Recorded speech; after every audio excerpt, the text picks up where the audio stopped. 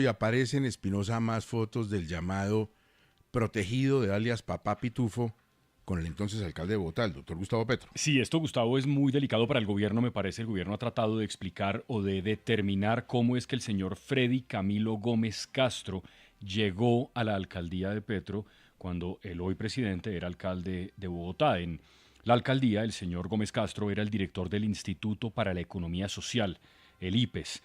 Hay, Gustavo, unas fotos que los investigadores de la Fiscalía ya tienen con videos y con audios de este señor Freddy Camilo Gómez Castro, como digo, que fue funcionario de la alcaldía de Gustavo Petro, con el zar del contrabando. Dicen, y esta creo que es la pregunta clave, que lo conoció en el 2023, cuando ya claramente no trabajaba en la alcaldía, porque el presidente Petro pues ya no era alcalde, era presidente.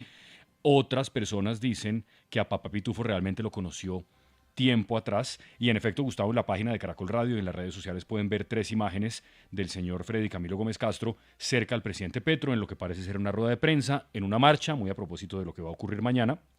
Y también en otra foto en la que también está la primera dama Verónica Alcocer. Este tema, Gustavo, es delicado porque, como le digo, lo que se señala ahora es que el señor Gómez Castro es un protegido de Papá Pitufo, que tuvo que ver además con el hecho de que Papá Pitufo se escapara de Colombia y ahora, para mala suerte del gobierno, aparece en imágenes con el presidente Petro cuando era alcalde y como funcionario de esa alcaldía. La pregunta entonces, ¿cuándo conoció el señor Gómez Castro a Papá Pitufo? ¿2023 o antes de eso? Bueno, y habló el exdirector de la DIAN nuevamente, el señor Reyes. De todo. De todo, ¿no? De todo, pero dio nombres. Sí, pues sobre todo llamó la atención una de sus intervenciones en las que dice que Laura Sarabia le mandó unas hojas de vida. El doctor Luis Carlos Reyes nunca dijo quiénes eran las personas que supuestamente estaban recomendando ni Roy Barreras, ni Laura Sarabia, y lo que esperaba que hicieran la corte era precisamente eso. ¿Qué nombres le recomendaron? ¿Los nombró o no los nombró? ¿Por qué no entregó esa información detallada? Lo que se ha conocido, lo que ha conocido Caracol Radio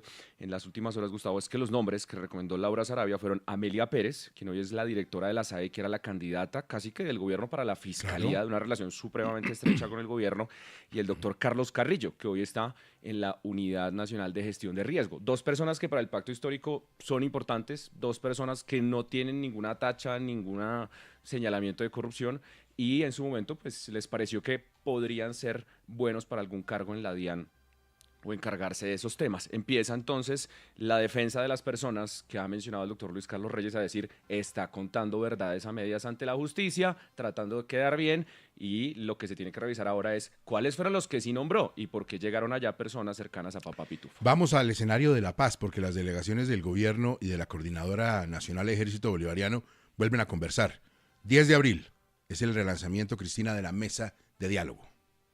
Buenos días, pues les cuento que esta reunión entre la delegación del Gobierno Nacional y la Coordinadora Nacional Ejército Bolivariano, conformada por estructuras que se separaron de la Segunda Marquetalia que lidera Iván Márquez, se llevó a cabo en el resguardo Inda Zabaleta de Tumaco, Nariño, donde ambos equipos negociadores decidieron seguir adelante con el proceso de paz, aportar en la transformación territorial y restablecer la confianza. Los equipos negociadores pondrán en marcha los compromisos adquiridos en el último ciclo de negociación y para ello se crearon varias subcomisiones. Así lo explica Armando Novoa, jefe de la delegación del gobierno en estos diálogos de paz. De tal manera que hay 3 grandes temas que deben empezar a examinarse de manera concreta, relacionados, recordémoslo, con las transformaciones territoriales, 2.000 hectáreas de sustitución de cultivos de hoja de coca en Nariño y 1.000 hectáreas en Putumayo, la conformación de una subcomisión técnica para abordar el asunto relacionado con la seguridad y el marco judicial de reincorporación a la vida civil de los integrantes de la Coordinadora Nacional, y en tercer lugar, la elaboración de unos protocolos de cese bilateral al fuego en ruta a proteger a las comunidades y ojalá a lograr un cese definitivo de fuegos, lo cual es una expectativa que nuestra delegación mantiene con razones muy sólidas para pensar que podemos lograrlo en el transcurso de lo que resta del presente gobierno. Recordemos que este proceso estaba en pausa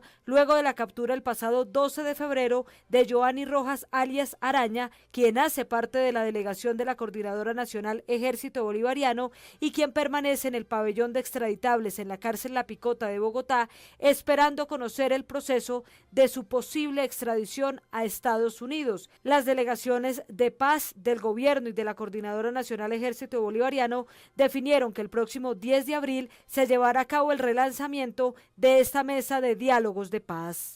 654, ¿qué dijo Daniel Quintero sobre la fiscalía, Juan Carlos?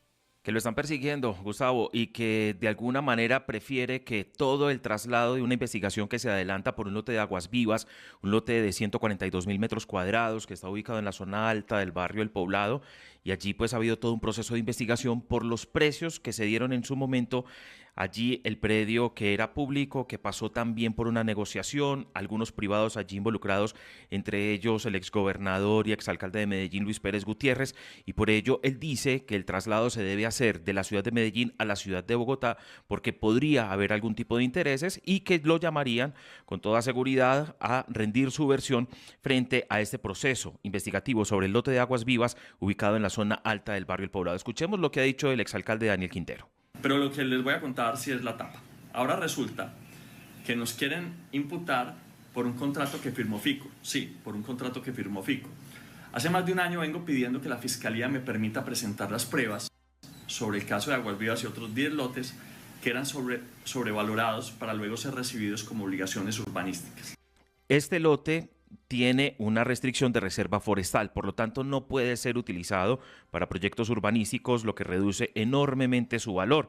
El lote ha sido parte de varios procesos. En el año 2019, recordemos, se había aceptado ser entregada como una obligación urbanística para la construcción de un parque. Sin embargo, este proceso se reversó y en 2020 fue devuelto a sus dueños originales. Allí sigue el proceso, él en medio de la investigación, y él está pidiendo que lo asuma la Fiscalía, pero en Bogotá. Juan Carlos, gracias. Si un senador conectó el reciente matrimonio del exgobernador de Santander, el señor Richard Aguilar, con una investigación en su contra. ¿Cómo es la historia, Laura? Pues los cuestionamientos los hizo el senador Fabián Díaz tras el ostentoso matrimonio del exgobernador Richard Aguilar, en donde al parecer fueron contratados varios cantantes con reconocimiento nacional. El congresista aseguró que el pago de estos se habría dado con dineros de coimas, recordando que el exmandatario tiene un proceso por presuntas irregularidades en la remodelación del estadio departamental. Procesado por corrupción del clan Aguilar, quienes tienen diferentes investigaciones y condenas también, por supuesto, por diferentes casos de corrupción. Se casó y podemos decir no que tiró la casa por la ventana, sino seguramente la coima por la ventana. Una fiesta donde se se contrataron a diferentes artistas como Peter Manjarrés, Andrés Cepeda, El Heredero. Se estima que podría llegar a haber costado, solo con lo que podemos nosotros ver, más de 1.000 millones de pesos. Aguilar Villa quedó en libertad desde el 2022 por vencimiento de términos y su hermano, el también exgobernador de Santander, Mauricio Aguilar, enfrenta un proceso en la Procuraduría por supuestamente ocultar pruebas a la Corte para proteger a su familiar. Diana, Andrés Cepeda no estuvo en la fiesta. No, Gustavo, en eso hay que hacer claridad. Andrés Cepeda no estuvo en la fiesta, tampoco estuvo Fonseca. Yo había mencionado que había estado Fonseca, así me lo había dicho la fuente, pero no. Quien estuvo fue Peter Manjarrés y un DJ traído de fuera de Bucaramanga. Esos sí estuvieron, la fiesta fue en Santa Marta, esos sí estuvieron en la fiesta, pero ni Fonseca ni Andrés Cepeda estuvieron en esta celebración.